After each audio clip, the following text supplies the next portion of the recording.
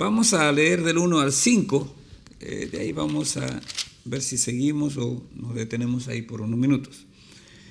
Y dice, pero el Espíritu dice claramente que en los postreros tiempos algunos apostatarán de la fe, escuchando a espíritus engañadores y a doctrina de demonios, por la hipocresía de mentirosos que, teniendo cauterizada la conciencia, prohibirán casarse y mandarán a abstenerse de alimentos que Dios creó para que con acción de gracias participen de ello los creyentes y los que han conocido la verdad.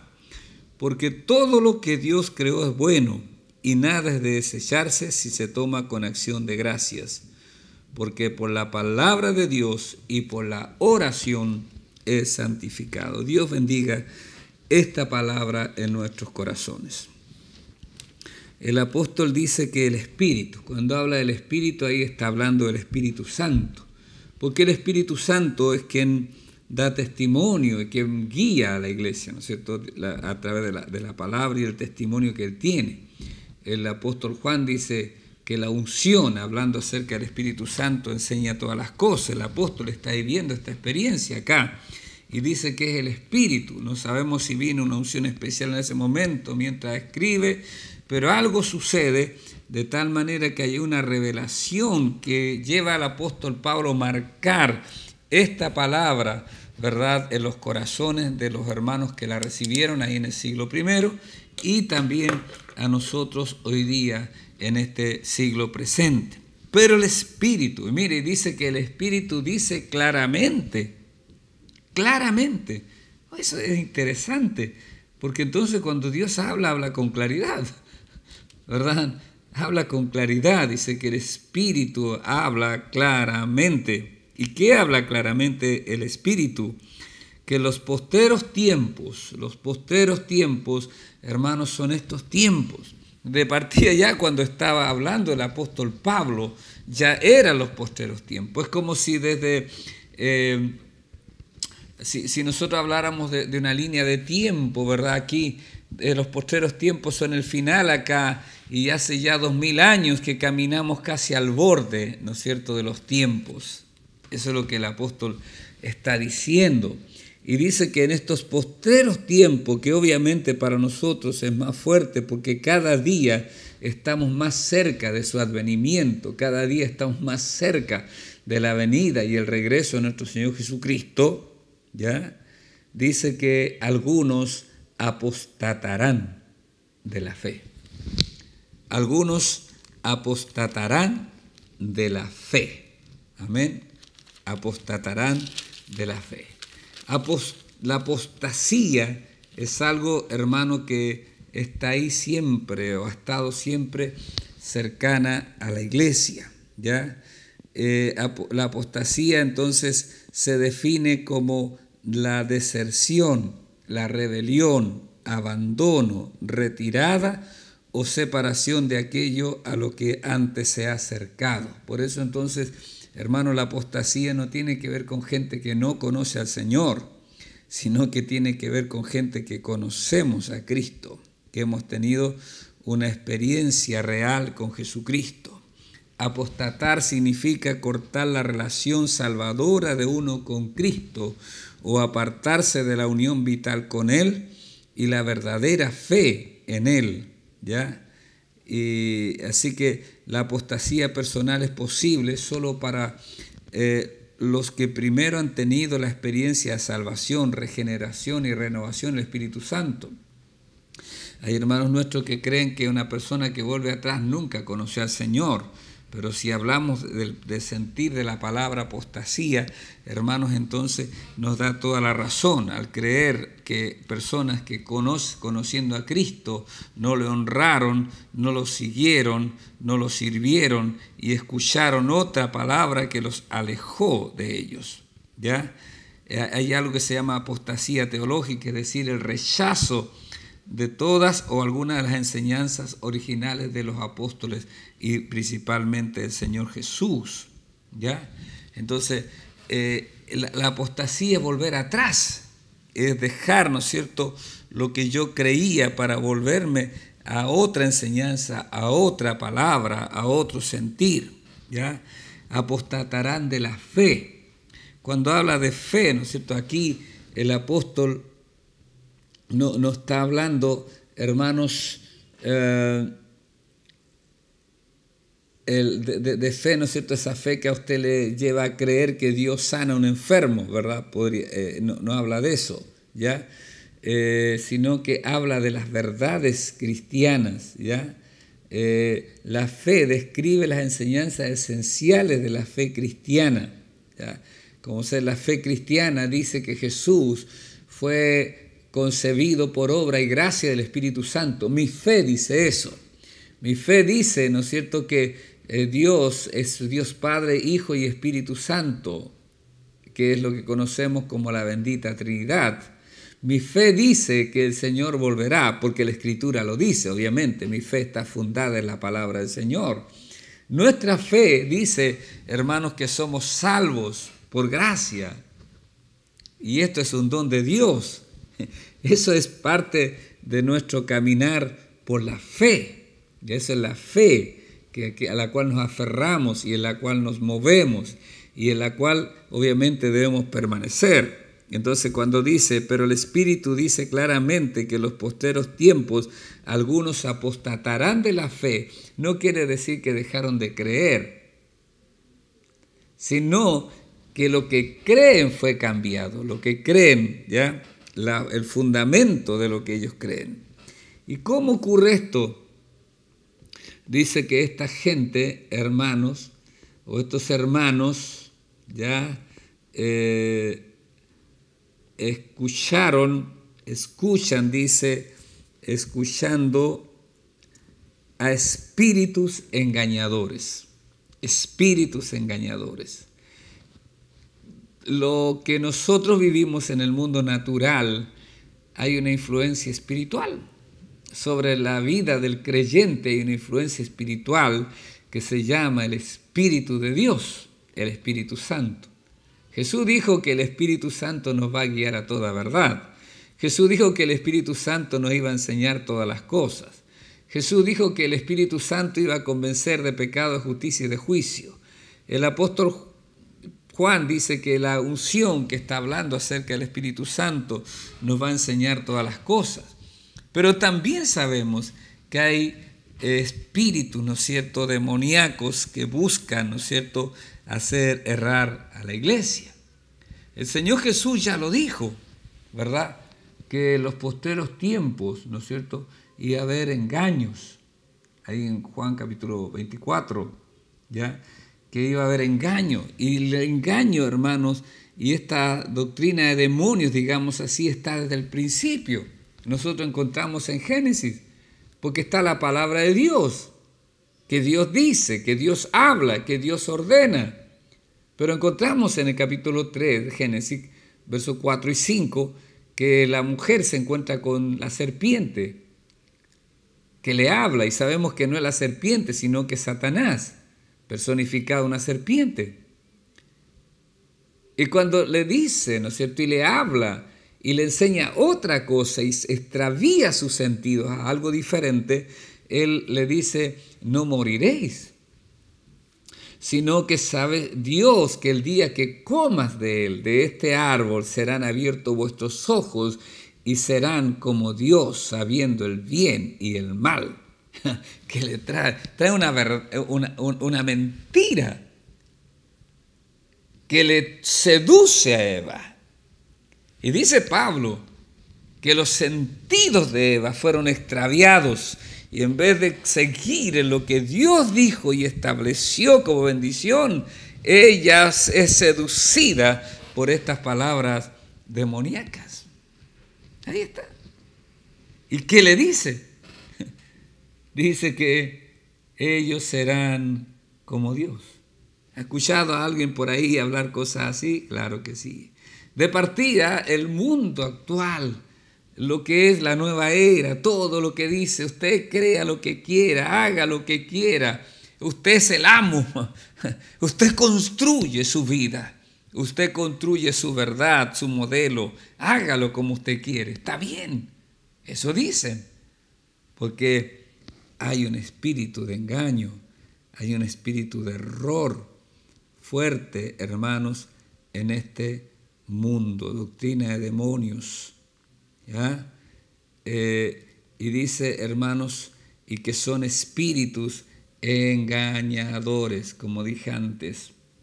Estos han estado rondando desde que el hombre caminó por primera vez en el huerto de Edén, pero debemos esperar más y más personas de la iglesia que apostaten de la fe en los postreros tiempos y acepten estas falsas enseñanzas, ¿ya? Hermanos, esa obra satánica, esa obra del diablo está, hay un espíritu de error tan fuerte golpeando a la iglesia. Hay tantas cosas que se hablan, hay tantas cosas que se dicen, y usted tiene que buscar, ¿no es cierto?, donde tracen correctamente la Escritura. Pablo a Timoteo en su segunda carta, en el capítulo 2, el verso 15, le dice: procura con diligencia presentarte a Dios aprobado, como obrero que no tiene de qué avergonzarse, pero que usa bien la palabra de verdad. Los estudiosos dicen que debería decir que traza bien, correctamente. La Escritura tiene una verdad, hermano, y el oído es fácil de seducir por tantas cosas y parece que son tan llamativas.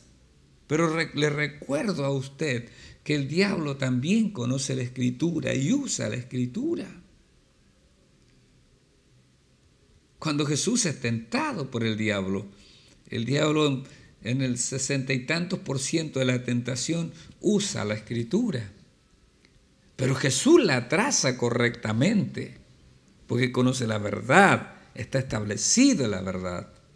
Usted tiene que escuchar la verdad. Puede que la verdad no sea tan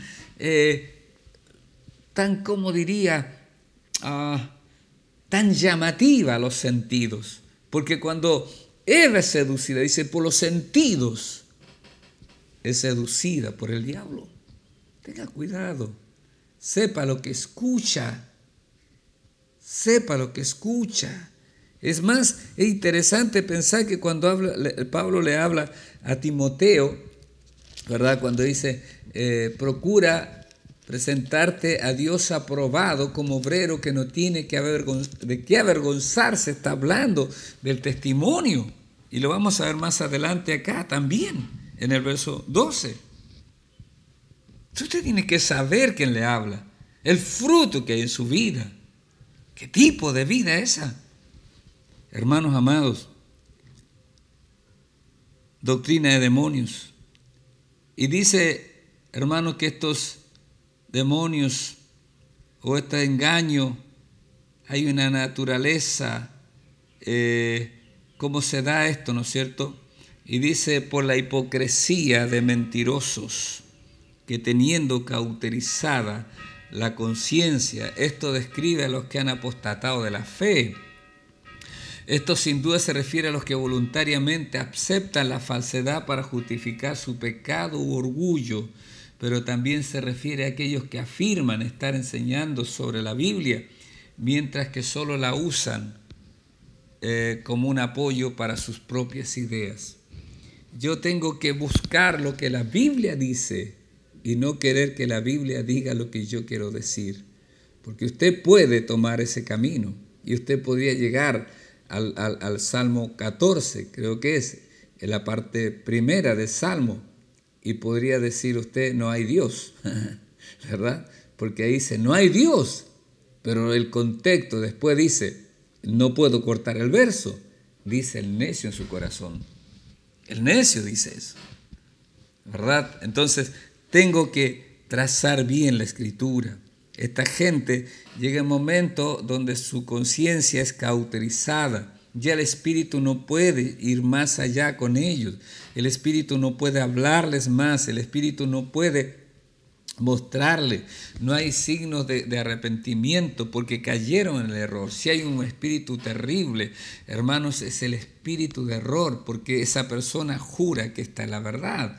Esa persona está clarísimo que está en la verdad. ¿Cómo lo saca de ahí? Por eso dice que tienen cauterizada la conciencia. Los estudiosos dicen, hermanos amados, que es como si le hubieran puesto una marca aquí, que se hacía para los esclavos en el tiempo bíblico. Pero esta marca es más profunda, allá en el corazón, ¿verdad? Entonces, ¿y qué fruto hay de eso? ¿Qué obra tiene eso? ¿Qué manifestación hay? Dice, prohibirán casarse y mandarán abstenerse de alimentos que Dios creó para que con acción de gracia participen de ellos los creyentes y los que han conocido la verdad. Entonces, ¿qué es esto? Algunos piensan, como he hablado varias veces, principalmente William Barclay, un famoso comentarista, piensa que ya estaba en cierne, empezando a manifestarse lo que se conoció más profundamente en el siglo II, que tiene que ver con el agnosticismo. Y el agnosticismo decía que el espíritu era bueno y la materia era mala. Entonces esto tiene que ver con la materia, y entonces no puede hacer eso, no debe estar aquí. Entonces prohibirán casarse. Hay una iglesia, hermano, que ha dejado, ¿no es cierto?, y ponen en no casarse como algo tan noble, mejor que lo demás, ¿ya? Como algo virtuoso. Y si alguien tiene el don de continencia, dice el apóstol Pablo, está bien que no se case, pero si no tiene el don de continencia, mejor cásese. Y por eso hay tantos problemas en ese lugar y se han manifestado tantas situaciones, porque va contra la naturaleza. Y casarse y experimentar la sexualidad dentro del matrimonio no es pecado, no es malo, es bueno, porque todo lo que hizo Dios es bueno en grande manera, y fue Dios el que creó el sexo, no fue el diablo, no fue el pecado, no, fue Dios el que creó la sexualidad, ¿ya? Antes de la caída, Dios le había dicho a Adán y Eva que procrearan, que se multiplicaran. No después, sino antes. Entonces, el casarse, el tener la experiencia sexual dentro del matrimonio es una bendición. El sexo es un don de Dios, es un regalo de Dios para el ser humano, ¿ya? Que no es lo mismo, ¿no es cierto?, que el instinto de procreación de la naturaleza. Es diferente. Entonces, prohibirán casarse y mandarán abstenerse de alimentos. Y ahí aparece, hermanos amados, lo que fue muy fuerte también y sigue siendo fuerte muchas veces, el legalismo, ¿no es cierto? El legalismo, pensar, ganar el favor de Dios por algo, ¿ya? Y nosotros no ganamos el favor de Dios. La gracia de Dios está abierta para nosotros. La gracia de Dios está dada, hermano, para que usted pueda disfrutar esa gracia. Vivimos en la gracia de Dios. Vivimos en la gracia maravillosa de nuestro bendito Señor y Salvador. Así que, hermanos amados, dice un comentarista, en los primeros siglos de la iglesia hubo monjes que salían a lugares desiertos y desolados para mostrar lo espirituales que eran al torturarse a sí mismo. Uno nunca comía comida cocinada. Otro permanecía toda la noche apoyado en una piedra afilada de modo que le fuera imposible dormir. Otro descuidaba su propio cuerpo y le permitía a sí mismo llegar a estar tan sucio que los insectos caían muertos de su cuerpo. Ellos hicieron esto pensando que le ganarían el favor de Dios y que le mostrarían a todos cuán espirituales eran, pero eso no es el cristianismo. Eso no es. Amén. A menudo pensamos que si sacrificamos algo para Dios, como nuestro derecho a contraer matrimonio o comer ciertas comidas, entonces Él nos debería algo, nos deberá algo. Eso es legalismo. Tratar de manipular a Dios para que nos dé algo. La idea es que podemos hacer que Dios esté en deuda con nosotros y Dios jamás estará en deuda con nosotros. Amén. Y cuando está en deuda, entonces lo hacemos nuestro siervo y nosotros nos constituimos sus amos. Y eso no es el cristianismo. El cristianismo dice con absoluta claridad que Él es el Rey de Reyes y el Señor de Señores. Y nosotros le amamos porque Él nos amó primero y nos doblegamos delante de Él y experimentamos su gracia, su bondad y su misericordia viniendo sobre nuestras vidas de tal manera de que Él sea glorificado en todo. Amén. Entonces, hay algunos pasajes que no tenemos tiempo ahora de verlo, hermanos, que están claramente establecidos en el Nuevo Testamento y que creo yo que uno tiene que mirarlos en relación al tema de la alimentación, ¿ya? Ahora, dice el texto acá, dice que de alimentos que Dios creó, ¿ya? O sea, Dios creó todos los alimentos, Dios creó todo lo que existe. Ahora, eso significa que un hombre, una mujer puede tomar todo lo que hay, depende. Porque quizá alguien diga, bueno, Dios creó la marihuana, Dios creó el tabaco. Pues Dios creó esas plantas, no la inventó en un invernadero, están ahí. Dios inventó la hoja de coca, pero el hombre pervierte eso, y eso hay que tener cuidado, ¿ya? Pero dice que en la forma natural creó Dios todas las cosas para que con acción de gracia participen de ello los creyentes y los que han conocido la verdad. Porque todo lo que Dios creó es bueno y nada de desecharse si se toma con acción de gracias, ¿ya? Porque por la palabra de Dios y por la oración es santificado. Entonces, hay cosas, hermanos, que son todos buenos, pero hay cosas que uno tiene que mirarla. Si es bueno para mi cuerpo, por ejemplo. Hay cosas que no son buenas para el cuerpo. Hay cosas que el hombre empezó a usar en la edad moderna. Algunos hablan del azúcar, por ejemplo, que hace daño. El azúcar añadido hace daño, está comprobado médicamente. Entonces hay que decir, no, que yo ore no me va a hacer daño.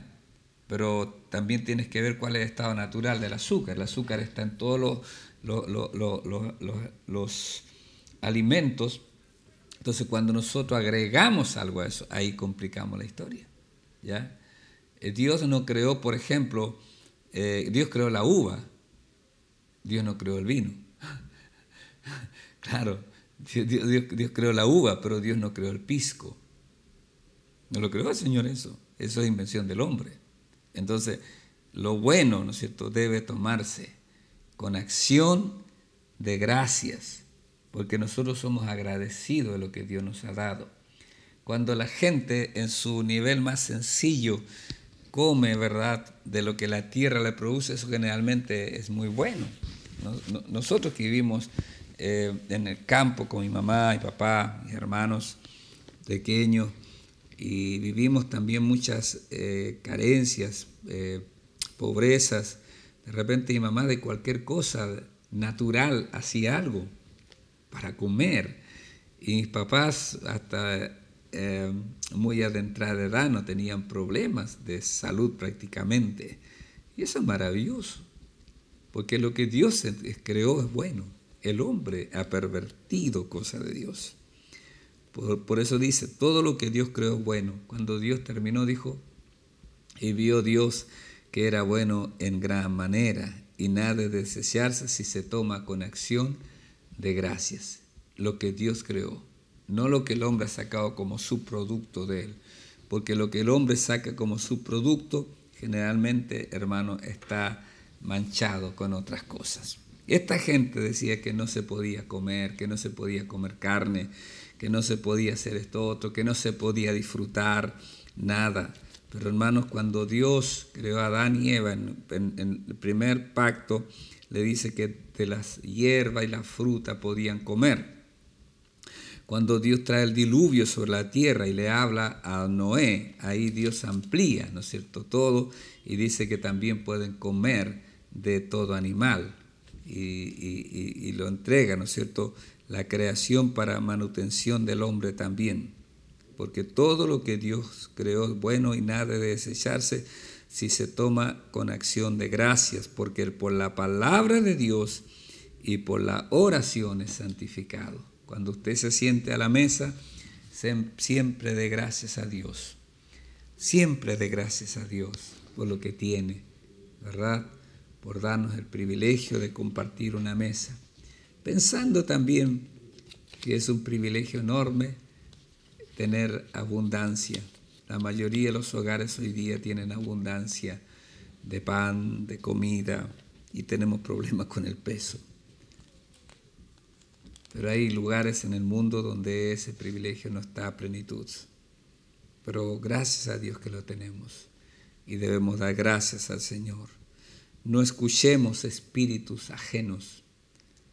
Para que eso ocurra, usted, lo vamos a ver la próxima semana, el consejo que Dios le da a Timoteo para poder guiar la iglesia. ¿Y qué es lo que va a impedir que la iglesia llegue a ese punto? Hermanos, el espíritu de error está en acción muy fuertemente. Las redes sociales, como la que estamos ocupando, la red del internet, es bueno, pero usted tiene que saber lo que escucha, saber lo que toma de ahí, porque no todo es bueno. Y hace años, cuando comenzó recién la red, parecía que, hermanos, la red, todo lo que decía internet era real. Usted sabe que ahora no es así. Entonces tiene que saber lo que usted come, lo que usted escucha, cómo lo preparó, quién preparó eso. Amén. Aleluya. Aleluya. Y muchos falsos profetas se levantarán y engañarán a muchos, dice la palabra. Y por haberse multiplicado la maldad, el amor de muchos se enfriará. Mas el que persevere hasta el fin, este será salvo. Amén. Dios nos ayude a perseverar y a estar firmes y fuertes en el Señor. Padre querido, muchas gracias por poder compartir la Escritura con mis hermanos. Señor, pido que tu palabra llegue al corazón y pueda Dios nutrir también sus almas, sus mentes, sus corazones, de tal forma de ser fortalecidos e inspirados y renovados en tu gracia bendita. A usted, solo a usted damos gloria, solo a usted damos honor y solo a usted damos la alabanza en el nombre de Jesús. Amén y amén. Un abrazo fraterno. Dios les bendice, amados hermanos.